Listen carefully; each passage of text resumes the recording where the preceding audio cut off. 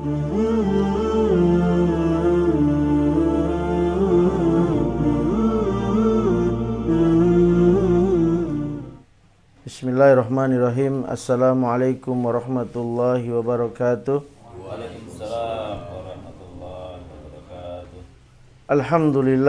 Alhamdulillahi rabbil alamin. Ar-Rahmanirrahim. Malik yaumiddin. Wassalatu wassalamu ala Muhammadin wa ala alihi wa sahbihi wa barik wa sallim ajma'in, amma ba'du. Jamaah dirahmati Allah Subhanahu wa taala, juga ikhwan wa akhwati fillah yang ada di majelis taklim ini atau di studio rekaman kita ini. Pertama-tama saya panjatkan puji syukur kita kepada Allah Subhanahu wa taala atas segala nikmat iman dan Islam serta nikmat sehat yang Allah anugerahkan kepada kita.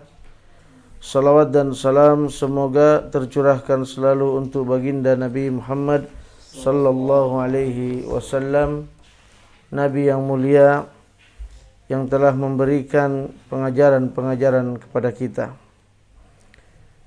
Jamaah dirahmati Allah Subhanahu wa taala, pada kesempatan yang berbahagia ini kita akan kembali membahas kitab Al-Usul Salasah, yakni karya Syekh Muhammad bin Abdul Wahhab yang disyarahkan oleh Syekh Shalih Fauzan. Kita masuk ke landasan kedua, masih landasan kedua, bab atau poin tentang iman, ya, yang tingkatan kedua. Silahkan dibuka halaman 125. Ya, Syekh berkata, Al-martabatu tsaniyah al-imanu, tingkatan kedua yakni iman. Al-imanu wa huwa bid'un wa sab'una syu'batan, fa'alaha qawlu la ilaha illallah wa adnaha imatatul adha anit tariq wal haya'u syu'batu minal iman. Iman itu memiliki lebih dari 70 cabang. Cabang yang paling tinggi adalah ucapan la ilaha illallah. Tidak ada sesembahan yang berhak untuk disembah selain Allah, dan cabang paling rendah adalah menyingkirkan duri atau gangguan dari jalan, dan malu merupakan salah satu cabang dari keimanan. Syarah Syekh Shalih Fauzan, yang pertama, iman secara bahasa artinya membenarkan, adapun secara istilah syar'i sebagaimana dalam akidah Ahlus Sunnah wal Jamaah, iman adalah at-tasdiqu bil qalbi wal iqraru bil lisani wal amalu bil arkan. Iman adalah pengakuan dengan lisan, pengamalan dengan anggota badan, dan keyakinan dalam hati. Ia bertambah dengan melaksanakan ketaatan dan berkurang dengan melakukan kemaksiatan. Jamaah dirahmati Allah, iman diketahui dalam agama Islam kita ini tidak akan pernah naik begitu saja, dan tidak mungkin dia turun dengan sendirinya.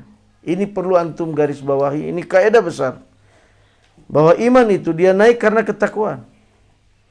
Kalau antum ingin tambah keimanan antum, maka antum tambah ibadah antum. Biasanya antum sedekah 10.000, antum tambah 20.000, maka dia akan naik keimanan. Biasa antum sholat wajib saja, antum tambah sholat sunnah, maka akan naik itu keimanan. Ya, karena dia naik dengan ketakwaan. Dan dia nggak akan turun begitu saja semerta-merta, tidak. Iman turun dikarenakan adanya dosa dan maksiat. Dosa dan maksiat, ingat. Setiap kemaksiatan dilakukan oleh seseorang akan menurunkan keimanannya. Dan itu akan terus menerus sampai dia terjun drastis jika dosa dan maksiat itu terus dipupuk dalam kehidupan ini, jamaah.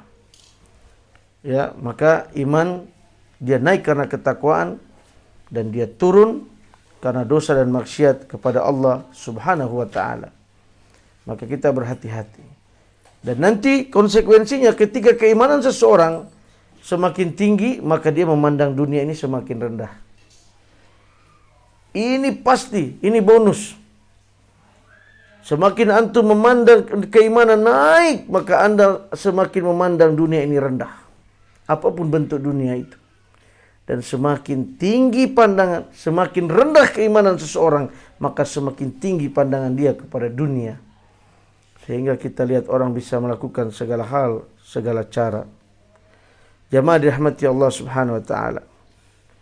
Karena itu berhati-hatilah kita hidup di dunia ini. Jangan sampai nanti datang suatu hari yang sangat berat, yang kita tidak bisa lagi berkata-kata. Ketika sudah terbujur kaku, telah terpaut betis kiri dan kanan. Ketika kita tidak bisa melihat siapa-siapa yang ada di sekitar kita. Ketika orang-orang sedang menangisi kita, itu saat yang paling berat. Hari kematian. Maka marilah kita menambahkan keimanan, ketakwaan pada Allah Subhanahu wa taala. Yang kedua kata Syekh, yakni Syekh Saleh Fauzan, iman tanpa keyakinan dalam hati seperti munafik. Allah taala berfirman tentang mereka, yaquluna bi alsinatihim ma laysa fi qulubihim. Mereka mengucapkan dengan lidah mereka apa yang tidak ada dalam hati mereka.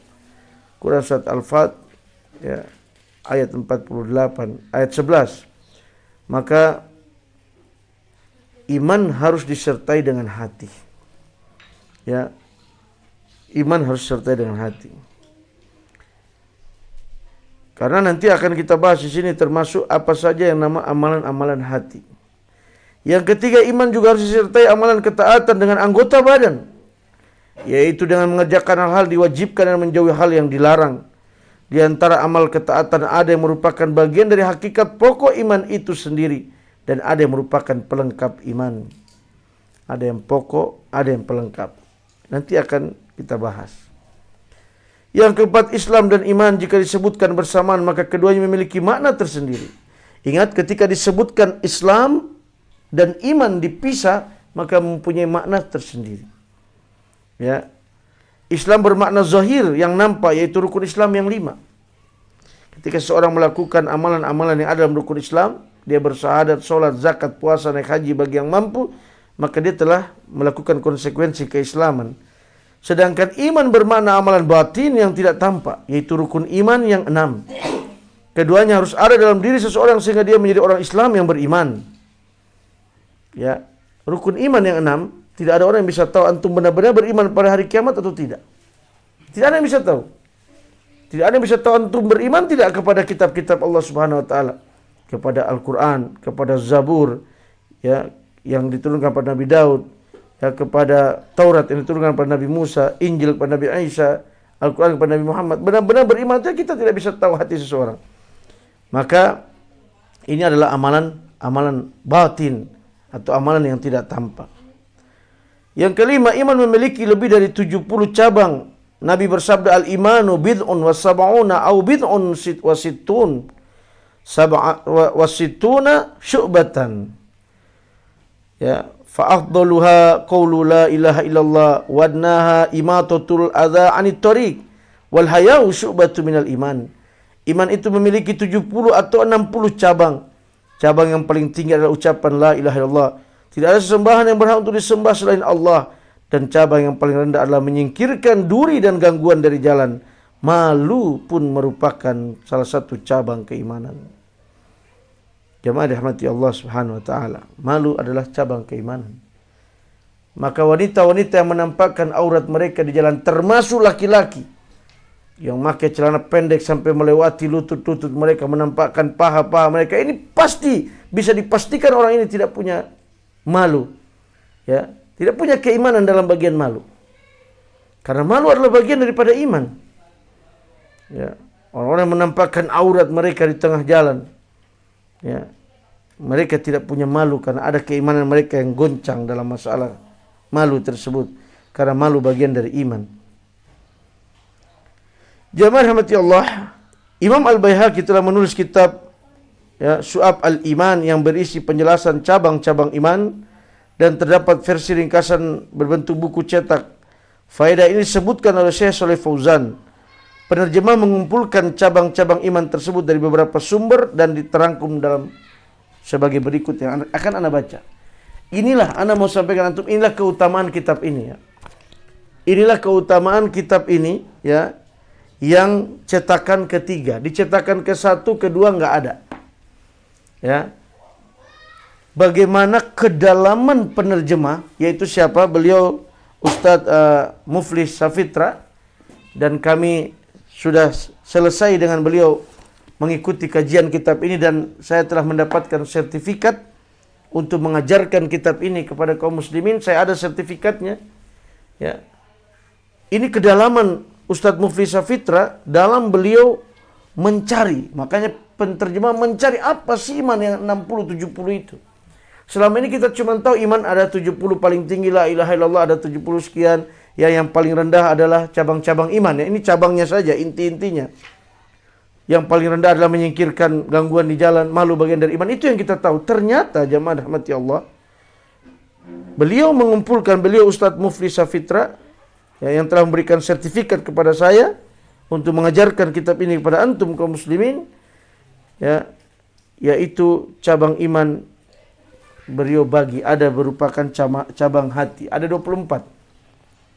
Yang pertama, cabang iman yang merupakan amalan hati, beriman kepada Allah baik kepada zat maupun sifat-sifatnya yang tidak satu pun makhluk menyerupainya, dan berkeyakinan bahwa segala sesuatu selain Dia adalah makhluk. Itu iman dalam perkara hati. Yang kedua, beriman kepada malaikat, kepada kitab-kitab. Yang keempat, kepada rasul-rasul. Kelima, kepada takdir-takdir yang baik maupun yang buruk. Keenam, beriman kepada hari akhir, yang termasuk dalamnya beriman dan adanya pernyataan di dalam kubur, pertanyaan dalam kubur, adanya siksa dan nikmat kubur, adanya kebangkitan dan berkumpulnya manusia di padang mahsyar, adanya perhitungan dan pertimbangan amal, adanya jabatan dan adanya surga maupun neraka. Kenapa penulis juga penterjemah mencantumkan beriman pada hari akhir, termasuk beriman pertanyaan di dalam kubur, nikmat dan azab kubur? Karena ada sebagian kaum muslimin tidak mengimani adanya siksa dan nikmat kubur, dengan dalil bahwa itu adalah hadis ahad. Ya. Karena hadis ahad. Hadis ahad itu adalah hadis yang diriwayatkan oleh sahabat yang jumlahnya sedikit. Ada gharib, ya, hadis yang ada yang satu sahabat, ada 2 sampai ada 3 sahabat. Itu hadis ahad.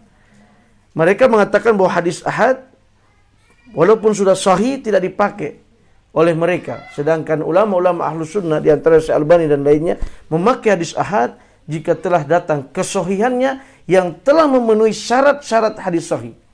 Seperti, ya, hadis sahih tidak ada syad, ya, periwayatnya memiliki dhabit, hafalan yang kuat, ya, bersambung hadisnya sampai kepada Rasulullah, ya, dan syarat-syarat di antara syarat hadis sahih, ya, maka ini dipakai.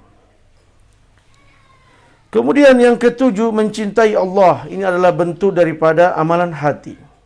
Ya, amalan hati yang merupakan iman, mencintai Allah. Yang ke-8, mencintai dan membenci seseorang karena Allah.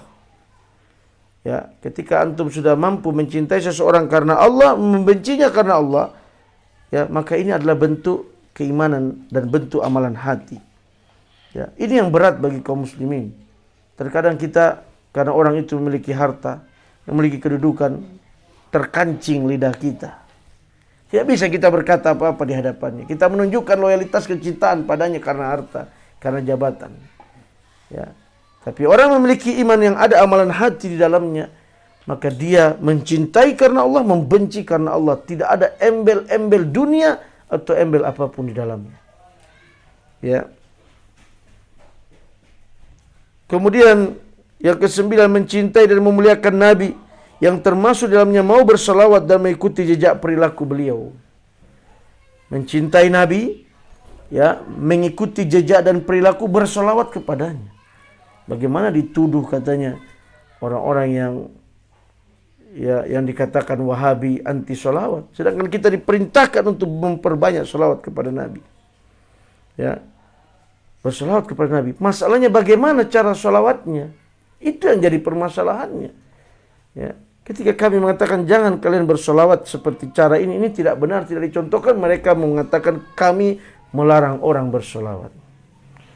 Ketika kami mengatakan kalian jangan mengadakan perayaan-perayaan seperti itu, Nabi tidak merayakan perayaan-perayaan hari kelahiran dan lain, dibilang kami benci kepada Nabi. tidak suka kepada Nabi. Ini pemutarbalikan fakta yang terjadi jamaah. Maka ya, mencintai memuliakan Nabi termasuk mengikuti jejak beliau. Bukan cuma yel-yel dan bait syair. Ya, mengikuti jejak beliau. Apa yang beliau lakukan, apa yang beliau ajarkan, apa yang beliau perintahkan, itu yang kita jalankan. Itu bentuk cinta yang sebenarnya. Yang ke-10 ikhlas, yang termasuk dalamnya meninggalkan perbuatan riya dan nifak. Riya adalah menampakkan amal. Nifak atau kemunafikan, yakni di luar menampakkan keislaman, di dalam hatinya benci kepada Islam. Sebagaimana Abdullah bin Ubay bin Salul dan lain-lainnya di waktu zaman Rasulullah. Adapun riya, orang beramal bukan karena Allah Subhanahu wa taala. Nah, ini termasuk asyirkul asghar atau syirik kecil. Ingat, riya tercampur dalam ibadah seseorang, maka dia telah jatuh kepada syirik kecil. Maka kita berusaha untuk dalam beribadah membuang riya. Ya, membuang riya. Makanya salah satu ibadah, ya, ibadah yang paling jauh dari riya, di antaranya itu puasa jemaah. Ya, puasa. Karena puasa tidak ada orang yang tahu kita mau nampakkan ke siapa. Gak ada yang tahu kalau kita buka puasa, berangkat kerja, kita mampir ke warteg, ya, yang cuman kaki aja kelihatan. Gak ada yang tahu. Ya, itu kita makan daerah Karawang, rumah di Purwakarta. Maka bentuk keikhlasan puasa itu lebih tinggi, sehingga amalan puasa itu luar biasa berlipat-lipat pahalanya.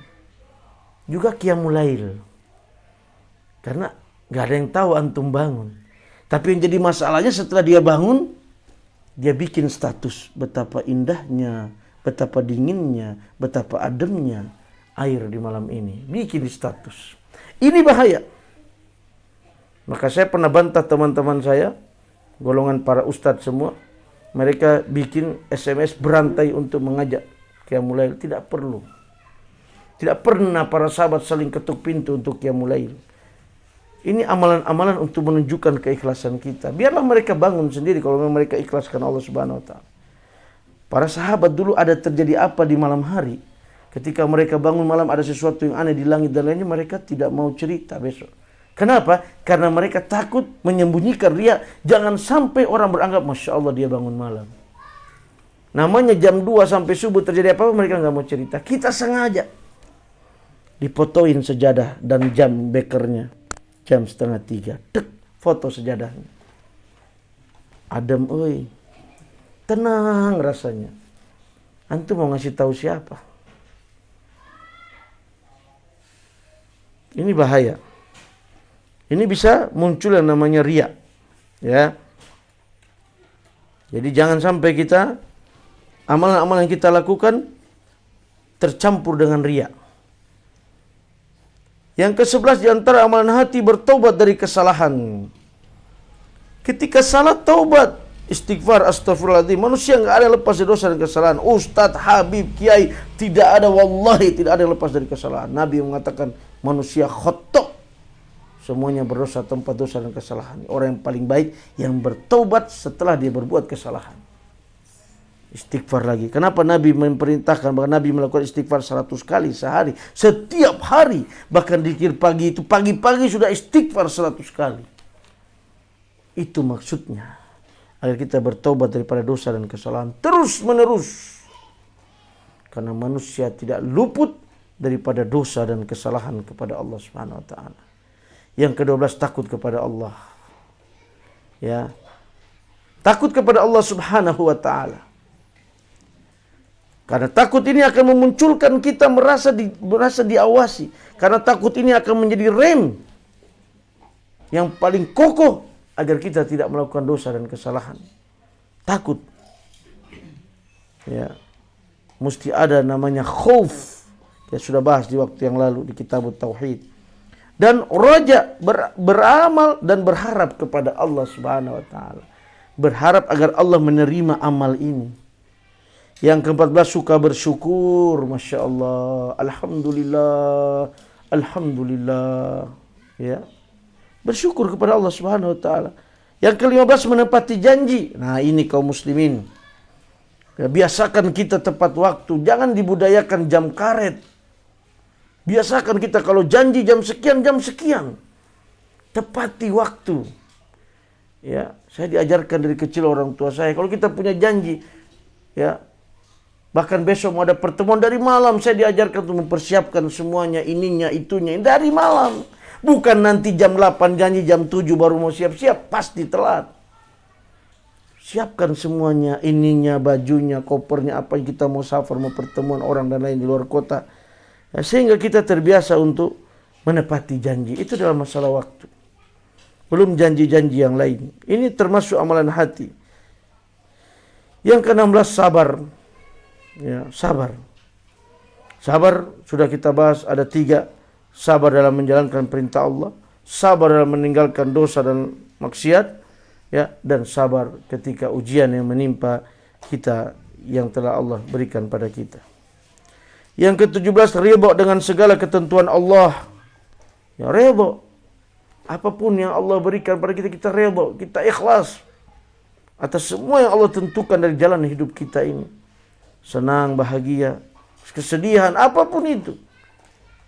Diberhentikan karena corona dari pekerjaan dan lainnya, ridha, ikhlas. Kita tidak akan mampu melawan garis takdir. Ya. Lalu kita berusaha dan berdoa. Yang ke-18, bertawakal. Wa may yatawakkal 'ala Allah fa huwa hasbuh. Barang siapa yang tawakal pada Allah, cukupkan kehidupannya.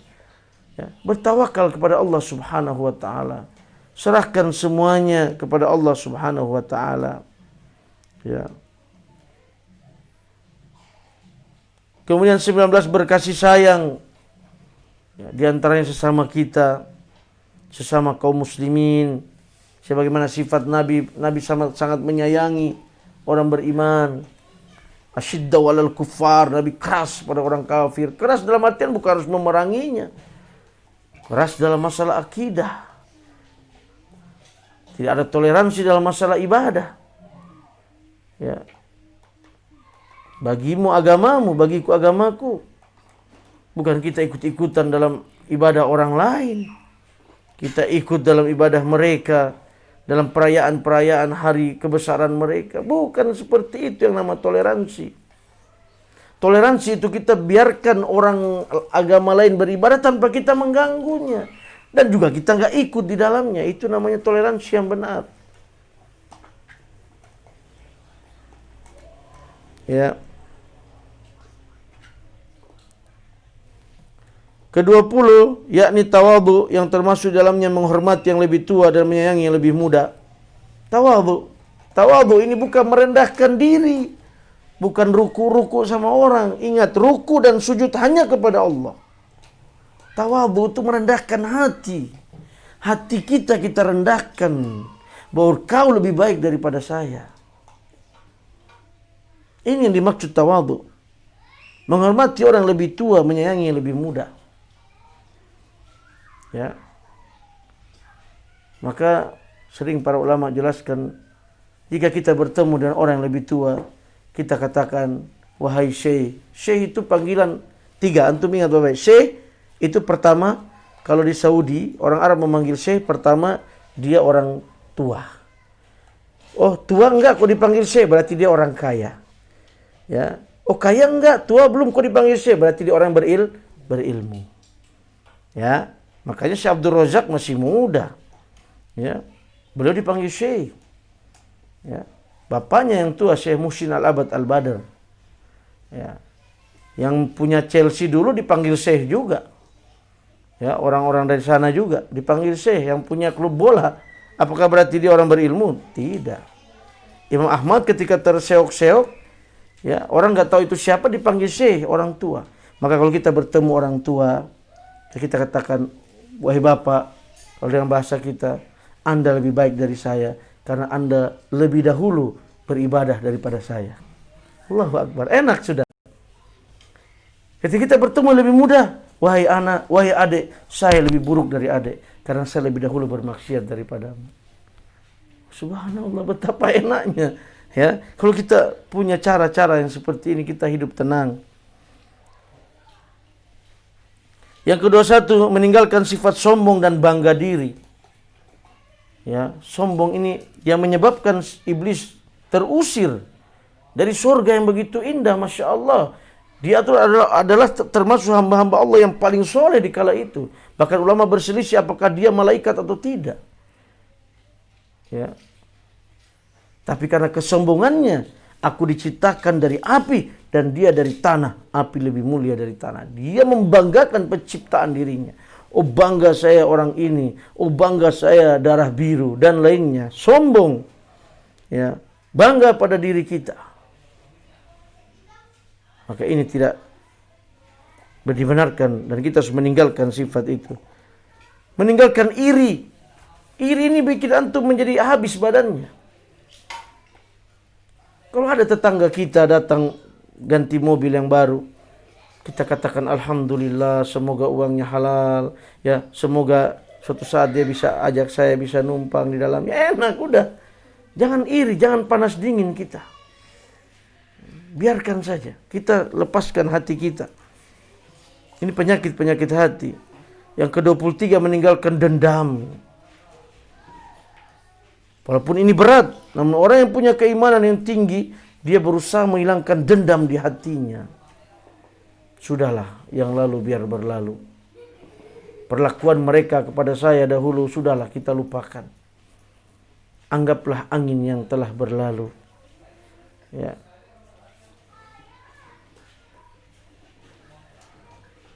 Yang ke-24 meninggalkan sifat pemarah.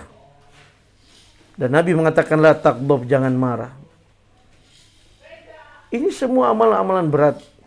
Namun kita beriman kepada Allah Subhanahu wa taala, berusaha terus untuk meninggalkan perkara-perkara yang seperti ini. Sehingga kita menuju keimanan seorang muslim yang diinginkan oleh agama Allah yang mulia ini. Itu ke-24. Kemudian di sini beliau Ustadz Mufli Safitra, ya, beliau menerjemahkan kitab ini Syekh Shalih. Jadi di kitab ini ada 3 yang bercampur tangan yang beribadah di dalamnya. Pertama Syekh Muhammad bin Abdul Wahab, kemudian disyarahkan oleh Syekh Shalih Fauzan, kemudian diterjemahkan oleh Ustadz Mufli Safitra, ya, dan beliau menambah dan mengurangi, ya, dengan keilmuan beliau sehingga memperbagus. Dan saya dapat berita dari beliau itu, beliau membuang masalah-masalah fikih dan lainnya sehingga ini fokus dalam masalah tauhid dan akidah. Maka ini bagusnya kitab ini di sini. Yang ke-7 iman berupa amalan lisan. Yang pertama yakni mengucapkan syahadat. Yang ke-25, ya. Ada 7 cabang. 25 mengucapkan syahadat, ini sudah amalan lisan. Ya, membaca Al-Qur'an. Ya. Jangan sampai antum seperti ada orang saya tanya di sini, terakhir baca Quran kapan? Bingung. Nggak bisa jawab. Bulan puasa lalu itu pun masih keraguan. Bulan puasa lalu udah berapa bulan ya, akhi? Masih ragu. Bahkan pernah ada sudah 3, 4, atau 5, 6, bahkan ada yang 10 tahun belum pernah baca Quran.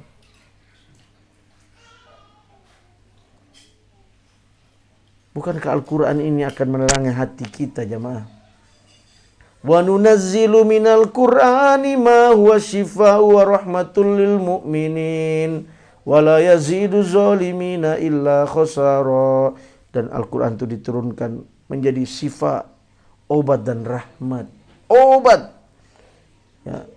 Sehingga Al-Imam As-Sinkiti mengatakan bahwa di antaranya obat penyakit hati. Iri, dengki, dendam, hasad, takabur, ujub, berbangga diri dengan hartanya, jabatannya, sukunya. Wallahi itu akan hilang dengan kita sering membaca Al-Quran. Karena obat as-shifa wa rahmah, obat dan rahmat. Sehingga kata para ulama kita, barang siapa yang telah membaca Al-Quran di hari ini, rahmat Allah turun padanya. Dia sebaik-baiknya manusia. Masya Allah. Kalau antum tak pernah membaca Al-Quran, antum lupakan Al-Quran. Anak ingat Dr. Firanda bilang apa? Antum malu antri, antum beli antri di rumah sakit, antri di bandara, di stasiun. Antum malu sambil baca Quran. Sedangkan orang gak malu sambil dengar musik, sambil goyang-goyang, joget-joget. Orang gak malu. Antum malu baca Quran. Yang pemilik dunia ini, perkataan yang memiliki langit dan bumi, Allah Rabbul Alamin. Ya, maka perbanyaklah membaca Al-Quran. Ketujuh, yaitu mempelajari ilmu.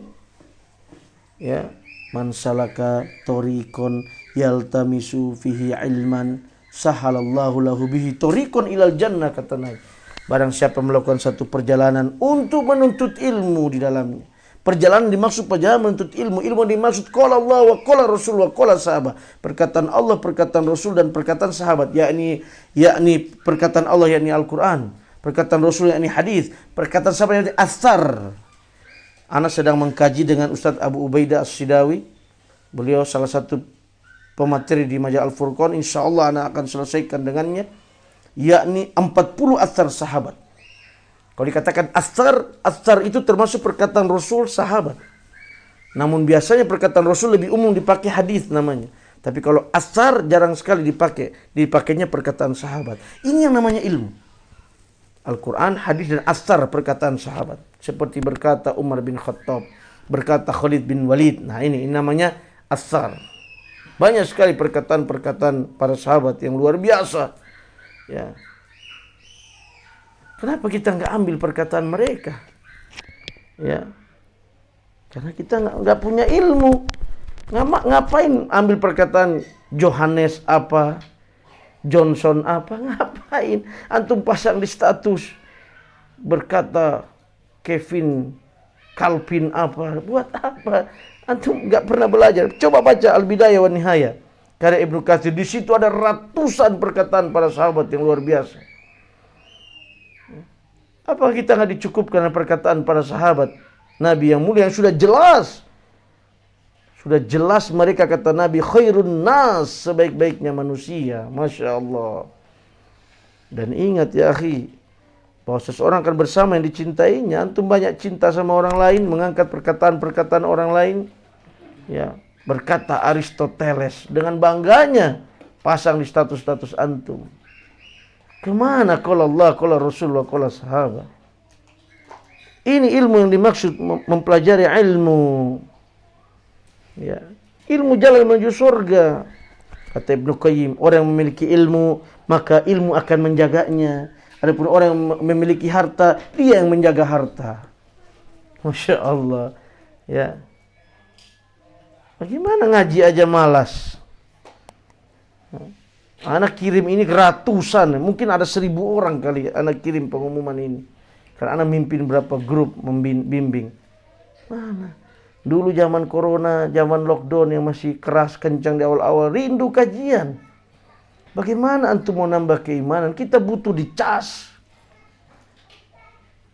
Anak ingat kata Ustaz Badrul Salam luar biasa.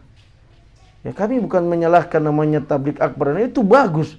Tapi orang-orang kalau ada tablik akbar ramai full mereka. Tapi majelis-majelis yang dekat mereka tidak datang. Ilmu didapat di situ karena itu dari dasar. Usul salasa. Pokok landasan yang 3. Di daurah paling bahas materi ini, tematik itu. Di dasar. Begitu tanya makna ihsan, gak tahu. Makna Allah kagak tahu. Ditanya rukun Allah, belum pernah belajar Ustaz. Syarat Allah belum tahu Ustaz. Memang gak pernah datang di kajian-kajian. Yang dibahas kitab, dibahas ilmu secara mendasar dan berurut. Maka kita harus rajin ya menuntut ilmu ya akhi. Apalagi ini yang para dai ini, yang hidupnya dengan televisi aja. Dari pagi bari ngopi, bari nyiwak Fir'aun. Tahu nyiwak Fir'aun antum?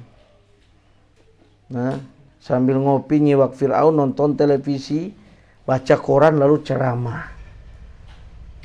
Akhirnya apa yang terjadi? Baru-baru ini nggak lama ada udunan sapi 1 orang 1 juta kurban. Berarti kalau sapi 20 juta, 20 orang sapi. Ini contoh dari mana? Boleh nggak kayak gini? Sah nggak kurbannya? Sah nggak, Den? Ya, Nabi bilang berapa orang?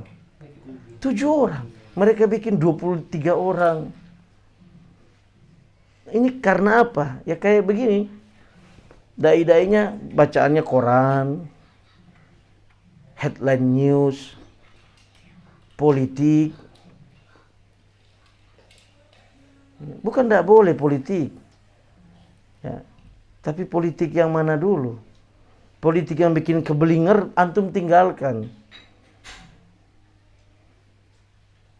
Acara ini itu kumpul orang-orang ahli hukum, katanya kebelinger semua, muter, nggak ada ujungnya, nggak pernah selesai negeri ini. Jadi mempelajari ilmu itu bagian daripada amalan lisan. Lalu mengajarkan ilmu walaupun sedikit. Yang antum dapat ajarkan kepada keluarga antum, kepada anak-anak, sehingga mereka paham terhadap ilmu. Ya. Lalu berdoa. Ya, berdoa, perbanyak doa. Doa itu ibadah. Ya. Orang yang berdoa kepada Allah Subhanahu wa taala tidak akan pernah rugi. Yang pertama, doa itu bisa saja dikabulkan sesuai dengan permintaannya. Ud'uni astajib lakum, kata Allah. Innal ladzina yastakbiruna an ibadati sayadkhuluna jahannama dakhirin. Sesungguhnya orang yang menyombongkan diri dari berdoa kepada Allah, Allah lempar dia ke neraka jahanam dalam keadaan hina. Berdoa yang pertama, astajib lakum, Allah pasti dikabulkan. Allah bukan pendusta, pasti dikabulkan. Kata para ulama, ini perlu penafsiran. Maka jangan kita tafsirkan sendiri ayat itu. Pertama, dikabulkan sesuai permintaan. Antum minta apa? Minta mobil, dikasih mobil antum. Yang kedua, tidak dikasih permintaannya tapi dihindarkan dari dosa, dari musibah. Ya. Maka banyak kita sering, hampir celaka saya tadi, hampir. Itu salah satu doa kita yang lain yang tidak dikabulkan, dihindarkan dari musibah. Ya. Ketiga, akan dikabulkan di akhirat. Yang keempat, doa itu beribadah, dapat pahala kita, nggak ada ruginya. Maka kita perbanyak berdoa. Yang ke-30, berzikir, termasuk dalamnya beristighfar dan bertasbih. Perbanyak istighfar. Astagfirullah, astagfirullah, astagfirullah, astagfirullah, astagfirullah. Pagi-pagi Nabi udah 100 mengajarkan kita. Belum lagi kalau lisan kita lagi diam, kita katakan astagfirullah. Orang yang perbanyak istighfar, astagfirullah, akan dikabulkan doa-doa, dimudahkan jalannya, diberi rizki dari arah tidak disangka-sangka. Allahu Akbar. Fadilah istighfar sangat banyak. Gak usah anda cerita lagi kisah Imam Ahmad dan tukang roti dan lainnya. Perbanyak istighfar. Ya, dan bertasbih, memuji Allah. Subhanallah, maha suci engkau ya Allah. Ya, ketika kita mengatakan subhanallah, hati kita maha suci engkau Allah dari segala kekotoran.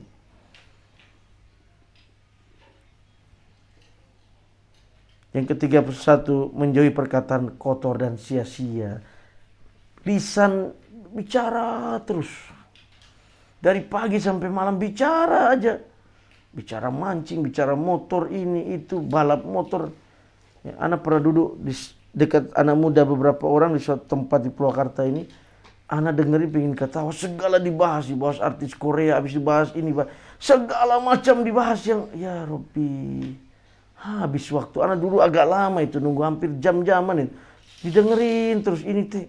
Benar putar beres Korea, bahas ini, beres ini, bahas itu, bahas yang mereka aja kenal juga enggak, datang juga enggak pernah, manfaat pun enggak ada. Ya. Ada lagi manggil aja langsung keluar kebun binatang, barudak ayeuna mah. Enggak, udah, itu baru manggil. Itu katanya cuma manggil doang, katanya belum marah itu. Ya, ini sangat terjadi ya. Miris kita. Kemudian cabang iman yang berupa amal anggota badan. Yang pertama, yang 32 ya, bersuci, ada 38, bersuci baik secara lahir dan batin termasuk menjauhi najis. Antum berusaha megang wudu ya. Buang air kecil berwudu, buang air besar berwudu lagi, jaga wudu insyaallah. Ya, antum jaga wudu terus menerus ya, bersuci. Ya. Kemudian menutup aurat, ya. Ingat bukan wanita saja yang menutup aurat, laki-laki juga sama. Patantang patenteng di luar, paha kemana-mana laki-laki, ya. Bujal kemana-mana. Ini juga sama. Jangan antum kira aurat hanya untuk wanita saja. Wanita udah jelas. Yang ke-34, sholat baik fardu maupun sunnah, ya. Sholat fardu antum tambah yang sunnah. 35, membayar zakat, zakat mal maupun fitr ya. 36 memerdekakan budak. 37 bersikap dermawan termasuk memberi makan orang lain. Ya. Kenapa Nabi suruh kalau kita masak daging banyakkan kuah untuk bagi tetangga, lihat orang lain. Ya jangan sampai kita kenyang sendiri. Terkadang ada orang ini nggak mau minta-minta, antum yang peka ya akhi, anak kasih tahu antum yang agnio nih, antum yang pada punya duit banyak nih, harta banyak. Terkadang ada orang tuh dia nggak mau minta, dia nggak mau ngomong, tapi mungkin dia satu hari itu udah nggak ada makan sama keluarganya. Antum yang peka. Kan kita bisa ukur lihat teman kita, dia lagi nganggur, dari mana dia dapat uang? Jangan antum anteng kenyang sendiri. Ya.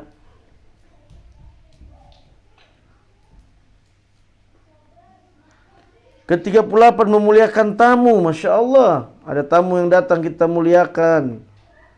Ya. Yang ke-39 berpuasa baik fardu maupun sunnah.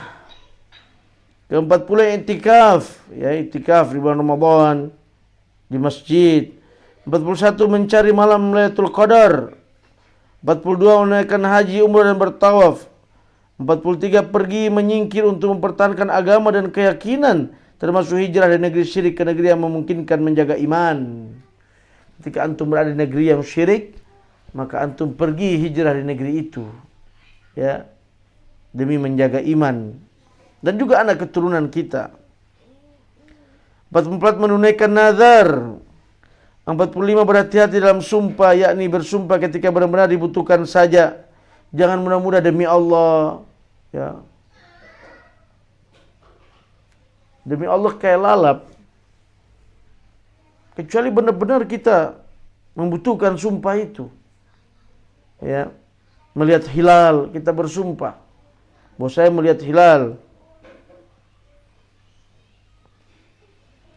Ke-46 membayar kafarat seperti kafarat melanggar sumpah dan berjima di saat berpuasa di bulan Ramadan. Membayar kafarat. Ya. Kemudian selanjutnya 47 cabang iman yang terkait hak pengikut, ada 6 cabang. 47 menjaga diri dari zina dengan menikah dan memenuhi hak-hak istri. Ya, hak-hak istri kita penuhi. Jangan kewajiban terus yang kita kejar. Oh ini wajib terus yang kayak haknya nggak dipenuhi. Ya. Hati-hati para suami nih. Anak ingat nasihat guru-guru saya. Ya. Antum ingat istri itu juga punya hak-hak. Antum menuntut dia harus wangi. Ya, di malam hari sebelum tidur. Tapi antum asal-asalan. Bekas las-lasan antum pulang ngelas langsung minta tidur sama istri. Jangan, antum juga harus wangi, sikat gigi dulu antum. Benar ini. Pakai parfum sama. Wah, istri ini yang penting dia wangi aja udah. Ya, istri pun sama, suami jangan dikasih daster wae yang bolong-bolong. Makanya kalau istri itu suami pulang kerja tuh tanya. Jangan bicara hutang dulu, hutang di warung tetangga sekian, jangan tanya. Ya, Beb, mau apa? Mau minuman dingin, mau panas atau mau diriku? Kan enak. Biar dia dikasih pilihan. Bukannya, tadi itu orang lagi hutang ini itu ada yang beli kulkas baru, kita mau lama kulkas. Ya, ini juga sama. Sama, istri suami harus sama. Ya. Terutama para suami nih, anak kasih tahu nih, perhatikan juga kebersihan diri kita loh. Mau mendatangi istri, bersih. Islam tuh bersih. Ya. Antum habis makan jengkol sama teman, pulang langsung mau nyamperin istri. Jangan, sikat gigi dulu antum. Jangan asal-asalan. Itu dalam hal-hal kayak gitu anak ambilnya. Kalau hal lain mungkin antum lebih paham masalah hak dan kewajiban, silahkan antum penuhi.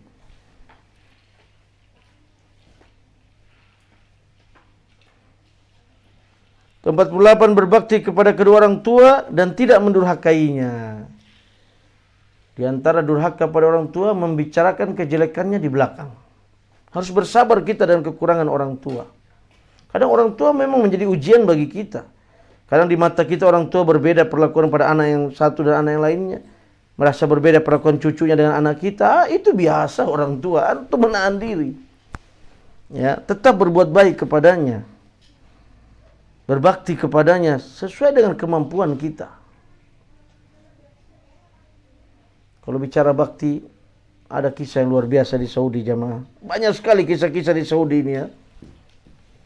Ada seorang dokter didatangi oleh satu orang dengan seorang ibu.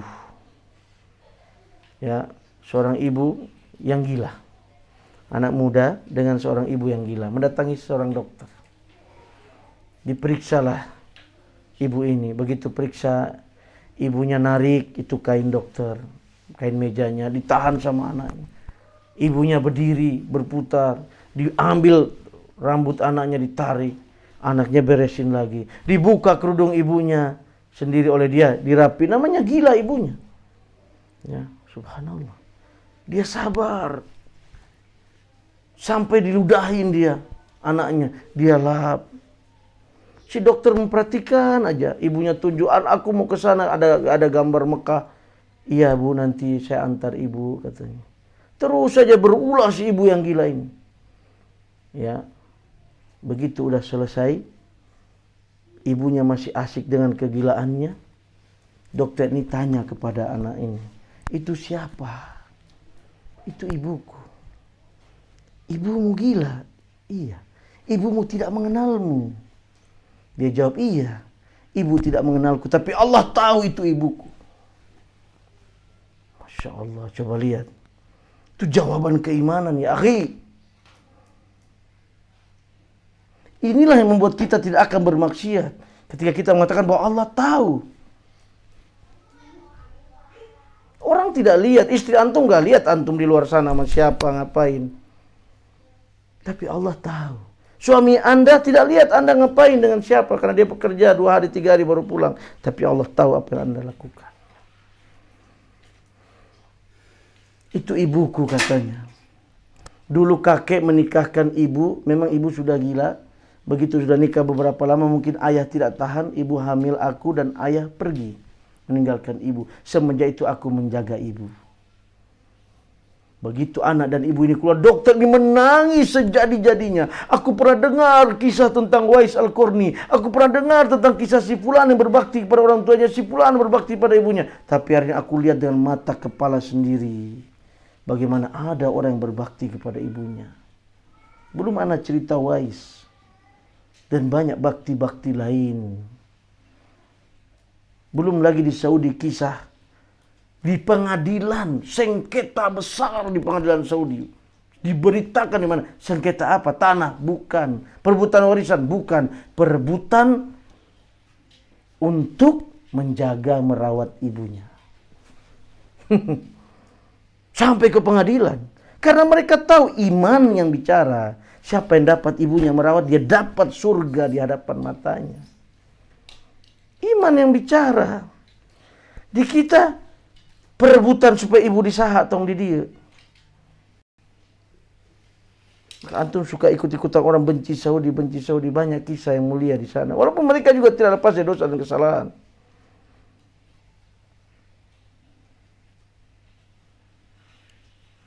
Jangan sampai ya akhi.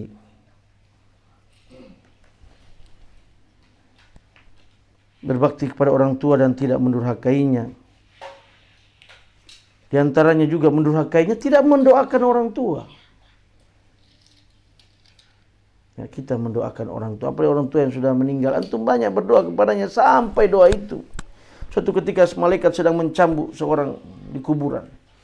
Ini kisahnya diceritakan oleh para ulama kita. Begitu sedang mencambuk, malaikat menghentikan cambukannya. Wahai malaikat, kenapa engkau hentikan cambukan ini? Bagaimana mungkin aku akan teruskan mencambukmu di dunia anakmu sedang istighfar untukmu? Allahu Akbar. Seorang anak yang beristighfar untuk orang tua yang telah meninggal. Apa istighfarnya? Rabbighfirli wali walidayya warhamhuma kama rabbayani shaghira. Kemudian mendidik anak. Ya. Kita kenalkan anak kita dengan kalimat tauhid. Kita kenalkan anak kita ya dengan menjauhkan syirik, mengajarkan mereka sholat, menutup aurat dan lainnya, diajarkan, dikenalkan Islam itu. Sebagaimana Luqman bin Anka bin Sadun. Ya. Kata Luqman, ya bunayya la tusyrik billah inna syirka la dzulmun adzim. Wahai anakku, jangan menyekutukan Allah. Sesungguhnya menyekutukan Allah adalah kezaliman yang paling besar. Anaknya masih kecil, Luqman sudah ajarkan seperti itu.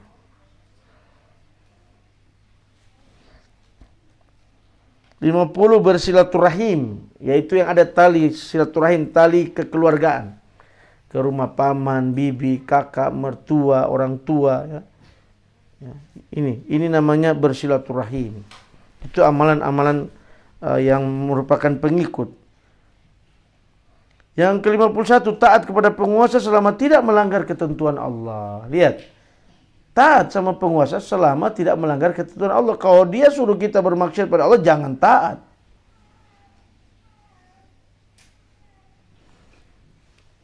Antum coba cari di YouTube, sumpah prajurit Saudi. Ajib. Mungkin di dunia satu-satunya sumpah seperti itu. Sumpah terhadap presidennya, pemimpinnya, rajanya. Kami siap berperang membela raja. Kami siap patuh dan taat kepadanya selama dia tidak memerintahkan maksiat pada Allah. Ajib. Nah, makanya pemimpin-pemimpin Saudi ngeri. Kalau dia perintahkan yang salah, dia bisa dibangkangi oleh tentaranya. Karena memang mereka sumpahnya siap, taat dan patuh selama tidak bermaksiat kepada Allah. Kalau perintah maksiat tidak akan ditaati.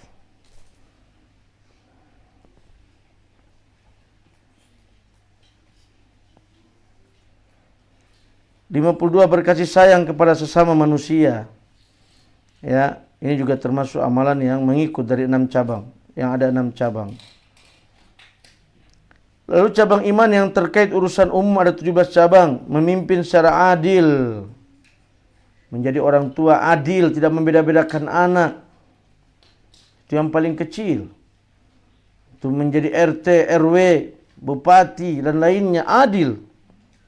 Karena orang yang nanti salah satu yang mendapat naungan pada hari kiamat diantaranya adalah imamun adil, imam yang adil, pemimpin yang adil, mendapat naungan di saat tidak ada naungan di padang mahsyar nanti. 54 senantiasa bersama jamaah kaum muslimin. Ya, tidak keluar dari jamaah kaum muslimin, taat kepada ulil amri 55. 56 menciptakan kedamaian dan ketentraman di tengah-tengah masyarakat termasuk dengan memerangi orang-orang khawarij dan para pemberontak. 57 tolong menolong dalam kebaikan dan ketakwaan termasuk dengan amar ma'ruf nahi mungkar. 58 menegakkan hudud, hukuman kepada mereka yang melanggar demi terjaganya kemaslahatan umum. 59 jihad dan berjaga-jaga di perbatasan wilayah Islam. 60 berikan amanah termasuk dalam membagi 1/5 dari harta rampasan perang.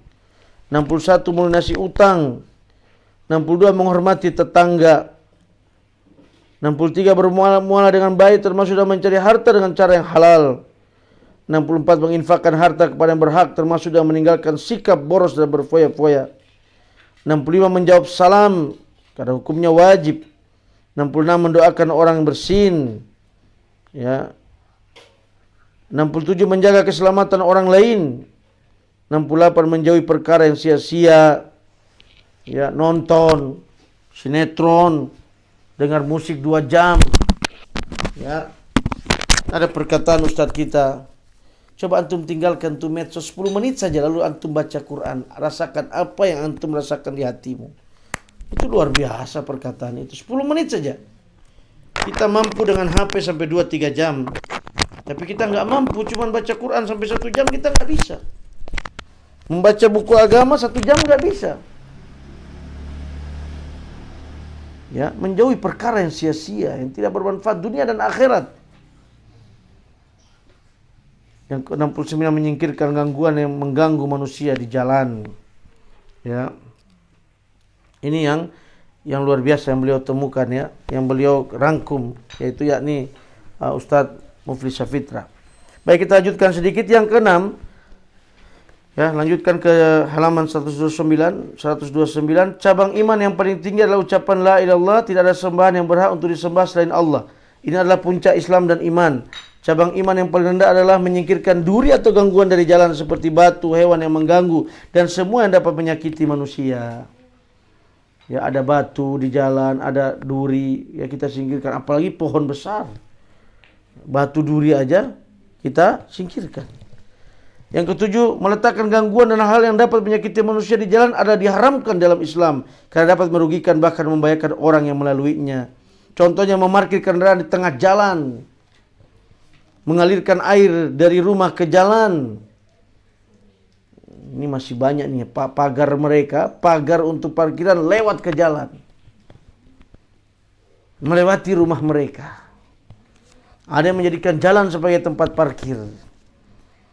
Sampai orang muter sana, muter sini, susah cari jalan. Ini diharamkan dalam Islam. Kalau belum punya parkiran, jangan mau punya mobil. Berarti antum belum saatnya punya mobil. Namanya takalluf, membebani diri di luar kemampuan. Kalau mau punya mobil, beli parkiran. Bikin parkiran.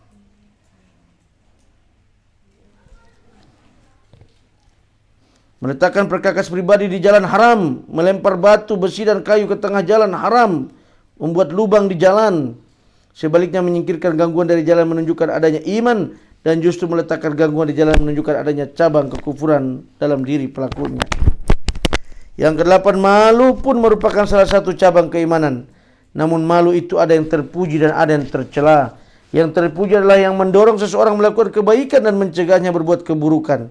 Yang tercela adalah yang justru mencegah perbuatan kebaikan, seperti malu untuk menuntut ilmu, bertanya masalah agama yang belum dipahami.